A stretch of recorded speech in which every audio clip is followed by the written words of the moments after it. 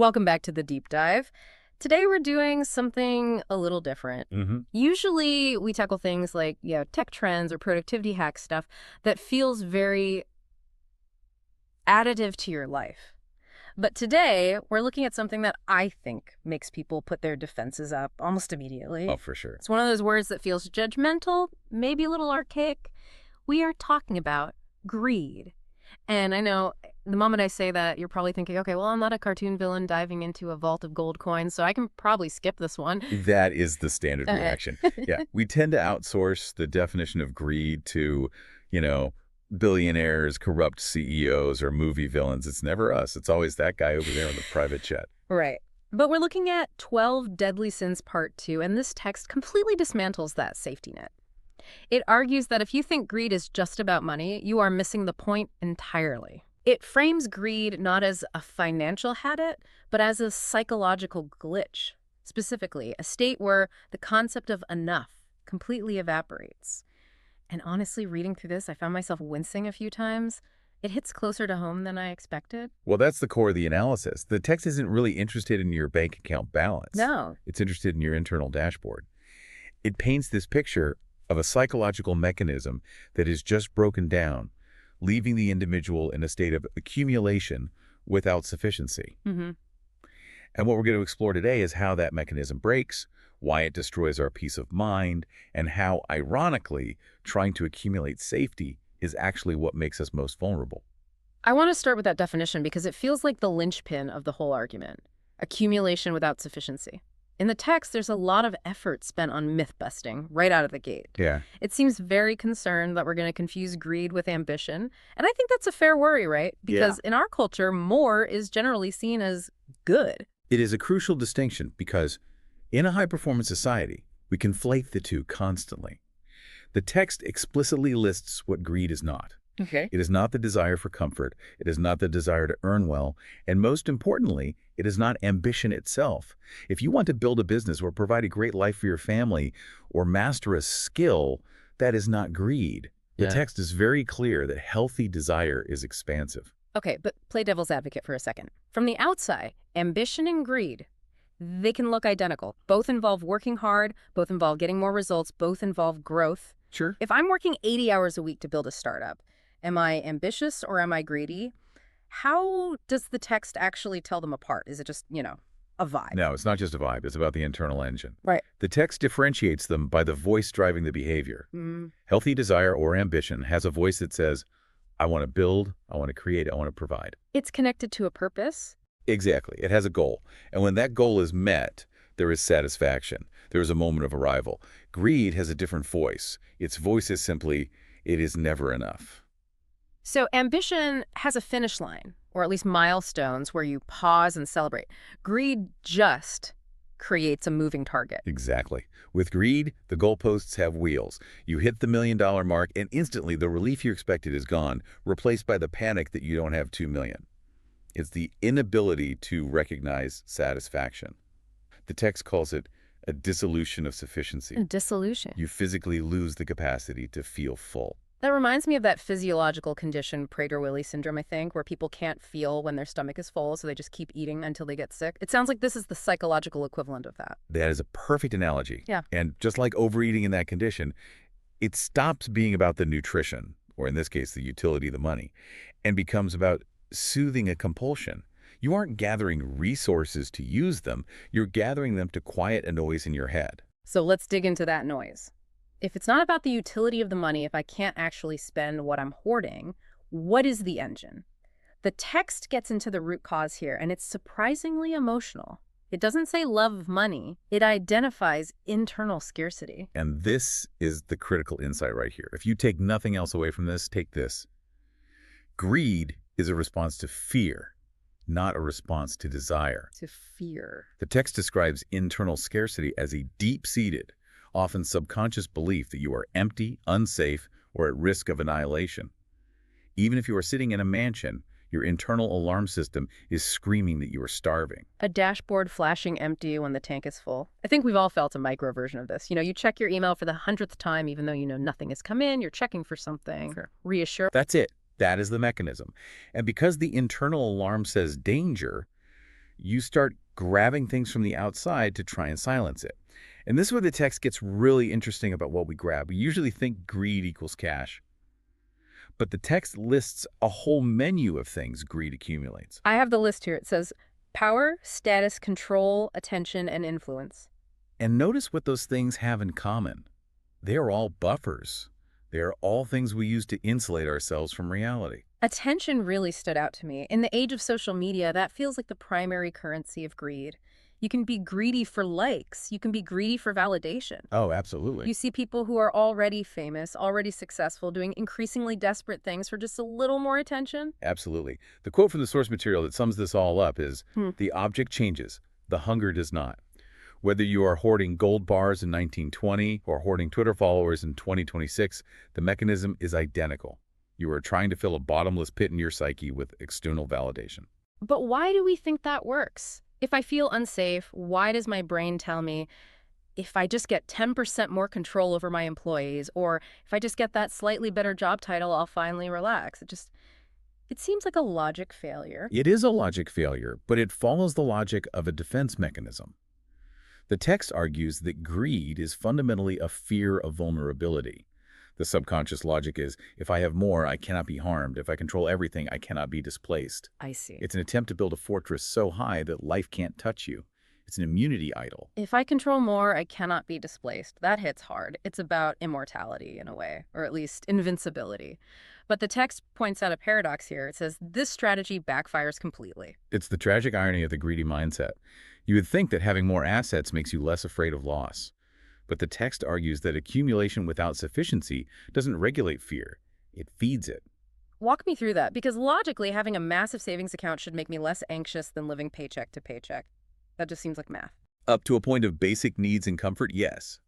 But once you cross into greed accumulation for its own sake, you start identifying as your accumulation. Your self-worth becomes tied to the pile. So now you just have more to lose. You become hyper-vigilant. Every shift in the market, every criticism from a peer, every change in the environment feels like a death threat. Instead of buying peace, your accumulation has purchased you terror. So you're trapped on a treadmill. You run faster to feel safe. The speed makes you anxious, so you run even faster. And you are too busy running to notice that you are destroying the very things that actually provide safety, your relationships. That brings us to the next section, the cost. The text is pretty savage about what greed does to our social fabric. It uses the term transactional life, which I have to say feels like a very modern problem. It is. It's a shift in the lens through which you view other human beings. When the hunger for accumulation takes the wheel, you stop seeing a community. You start seeing a marketplace. Extraction replaces reciprocity. That was the line that jumped out at me. Right. In a healthy relationship, the dynamic is reciprocal. How can we help each other? In a greedy dynamic, the question becomes, what can I get out of you? People become resources to be mined. Wow. If I can't mine anything from you, status, money, access, then you have no value to me. That sounds incredibly lonely. It reminds me of those networking events where you can see someone looking over your shoulder to see if there is someone more important in the room. That is exactly it. That is the transactional gaze. And the text gives a checklist of symptoms to diagnose this. It's uncomfortable to read because, again, we might see flashes of ourselves, things like resentment at others' gain. Oh, that one is universal. That little pang you feel when a friend gets the promotion you wanted or buys a house in a better neighborhood. Even if you love them, there's that split second of this. The text says that is the greed monster surfacing. It's the zero-sum mentality. If you win, I must have lost, because there's only a finite amount of success in the world, and you just took some of mine. Other symptoms are compulsive consumption, obsession with comparison, and a deep, nagging fear of falling behind. It's the fear of missing out, FOMO weaponized. Precisely. And the ultimate result, the text says, is that greed turns success into anxiety. You wind up sitting in your fortress, surrounded by your stuff, completely alone because you viewed everyone outside the walls as a competitor or a thief. So we have a miserable individual isolated by their own defense mechanisms. But the text doesn't stop there. It zooms out. And this is where the argument gets really robust, I think. It moves from psychology to systems theory. It stops looking at the person and starts looking at the ecosystem. Yes, because individuals make up society. If you have enough people operating on accumulation without sufficiency, you destabilize the entire system. The phrase the text uses here is powerful. Greed tries to be infinite in a finite system. This is the physics problem of greed. Right. Look at nature. The text relies heavily on this nature argument. In nature, growth is always cyclical. A tree grows, leaves fall, they decay, they feed the soil. There's a cycle of release. Greed demands linear, eternal growth. Yeah. It refuses to release. It's like a balloon. You can't just keep blowing air into it forever. Eventually, the physics of the rubber says no. And when you refuse to acknowledge the limit, the system pops.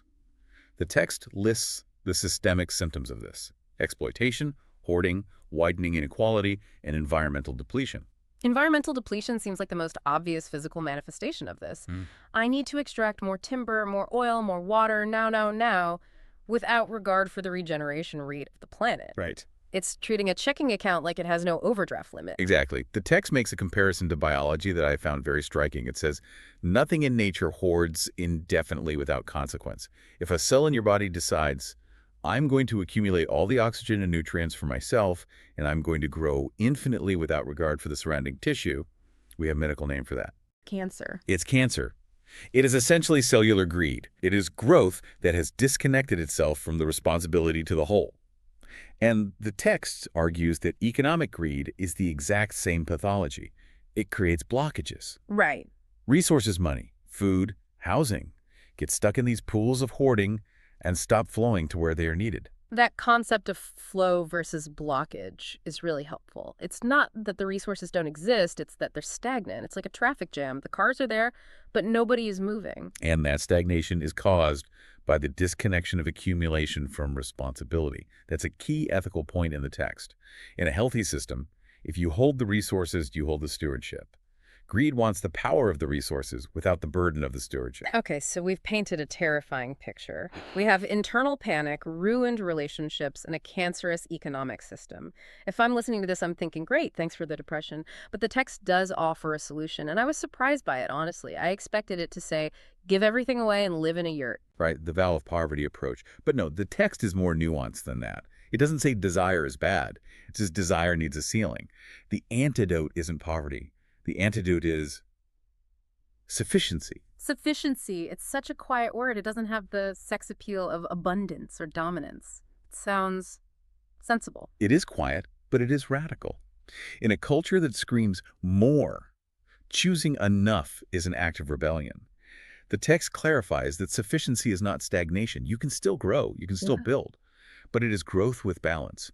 It is ambition without extraction. So how do you actually practice that? Because my brain is wired for more. The dopamine hit comes from the more. How do I switch it to enough? You have to actively recognize the finish line. You have to decide this amount of safety is enough, this amount of attention is enough. But the most practical tool the text offers, and I love this reframing, is its definition of generosity. This is my favorite part of the reading. Usually we think of generosity as a subtraction. I have $10, I give you $5, now I have $5. I've lost something, it feels like a cost. That is the scarcity mindset viewing generosity. The text reframes generosity not as loss, but as the restoration of flow. Restoration of flow, unblocking the pipe. Think about that stagnant pool we talked about, the hoarding. Generosity is the act of breaking the dam. It allows resources, money, time, empathy to circulate again. And here is the selfish reason to be generous, which the text highlights. Generosity heals your internal scarcity. Wait, explain that. How does giving money away make me feel like I have more? That seems counterintuitive. Because action speaks louder than anxiety. When you give, you are proving to your primitive brain, look, we have enough. We've so much that we can afford to share. It sends a signal of safety to the nervous system that hoarding never can. It breaks the cycle of fear. That is actually a really focused biohack. You're tricking your brain out of poverty mode by acting rich. Not rich in a flashy way, but rich in a I have capacity way. You are realigning with reality. The text says, enoughness restores proportion. When you realize you have enough, your ego shrinks back to its proper size. Your fear shrinks. And your connection to the community grows. You stop being a cancer cell and start being a healthy organ in the body again. It restores the ecosystem. Exactly. And this applies to everything, not just money. If you are hoarding credit at work, trying to take credit for everything because you're scared of being overlooked, you are blocking the flow of trust. If you give credit away generosity, you restore the flow of trust. The team works better. And ironically, you usually end up more successful. It's that paradox again. You have to let go to actually get what you wanted, which was safety and connection. Comes back to the voice we started with. The voice of greed says, never enough. The voice of sufficiency says, there is enough, so let's get to work on something that matters. That seems like the crucial shift, moving from I need to survive to I am free to contribute. That is the journey. And it's a Yeah. daily practice. We are swimming in a culture that sells dissatisfaction. Every ad you see is designed to trigger that internal scarcity. So choosing sufficiency is a constant active battle. It really is. It challenges the default setting of pretty much everything around us. It forces you to define your own parameters for success rather than letting the market define them for you. It does. But the reward, according to the text, is sanity. Sanity seems like a pretty good ROI. I would take that trade any day. So as we wrap up this deep dive, I want to go back to that one line that has been ringing in my head. The object changes, but the hunger does not. It is the diagnostic tool. It's the check engine light. It really is. So here's the thought I want to leave you with today. We've talked a lot about money and power, but those are just the obvious ones. I want you to take a second and scan your own life. Where are you running a race where the finish line keeps moving? Maybe it's information. You feel like you need to read every single news article to feel safe. Maybe it's being liked. You need everyone to agree with you to feel secure. Where are you pursuing accumulation to quiet an internal fear rather than seeking true sufficiency? Because if the text is right, until you address the hunger, no amount of food will ever make you full. And if you find that spot, that stuck place, try generosity. Try giving something away. It might just be the thing that restarts the system. Thanks for diving deep with us. We'll see you next time.